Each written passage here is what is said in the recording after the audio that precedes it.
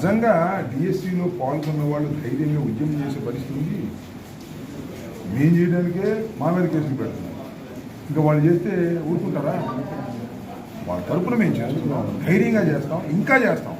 దానిలో ఏ సందేహం లేదు. నేను ఎవరు గంజాయి పెంచా, ఎవరు గంజాయి పెంచా చెప్పమనండి.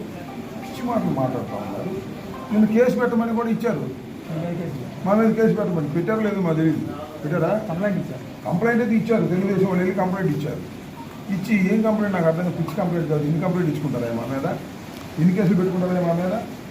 ప్రజాస్వామ్య పద్ధతుల్లో మేమేం చేసాం? అక్కడ అంబేద్కర్ స్టాచ్యూ దగ్గరికి వెళ్ళి దండ వేసి ఈ డిఎస్సిలో జరిగిన మోసాలను మీ ద్వారా ప్రజలకు చేర్చేటటువంటి పరిస్థితి చేశాం. దానికి వెళ్ళి కేసు పెట్టి మమ్మల్ని లోపలేయాలని పోయే కాలం వచ్చింది. మేము చేయలేదు. డిఎస్సి అంత బూటకం. చాలా డిఎస్సిలో జాబులు అమ్ముకున్నారు. లోకేష్ అమ్ముకున్నాడు. నేను అడుగుతా ఉన్నా చెప్పమని. లోకేష్ ఎందుకు ప్రెస్ మీట్ పెట్టలేదు? ఇవాళ విద్యాశాఖ కార్యదర్శి ఎందుకు పెట్టాడు? లోకేష్కు నోరు లేదా? చెయ్యి అన్న డబ్బులు తీసుకోవడానికి చెప్పాలిగా. ఎడ్యుకేషన్ మంత్రి మేము చేసిన ఆరోపణలకు సమాధానం చెప్పలేక ఒక ఐఏఎస్ అధికారిని పురమాయించాడు. ఐఏఎస్ అధికారి చెప్పాడు, అది వేరే విషయం. పాప ఆయన ఏం చేస్తాడు? ప్రభుత్వం ఏం చెప్పమంటే చెప్తాడు. అన్నీ అబద్ధాలు చెప్పాడు, అది వేరే అంశం. అసలు లోకేష్ ఎందుకు ప్రెస్ మీట్ రాలేదు? లోకేష్ ఎందుకు డిఎస్సి మీద మేము చేసిన ఆరోపణలకు సమాధానం ఎందుకు చెప్పడం లేదు?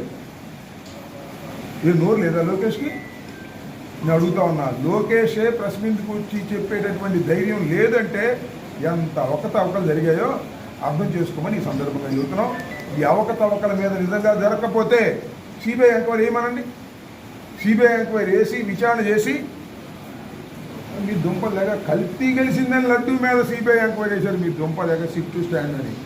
ఇవాళ 16,000 ఉద్యోగాలను మీరు రిక్రూట్ చేసే కార్యక్రమంలో దగా చేసి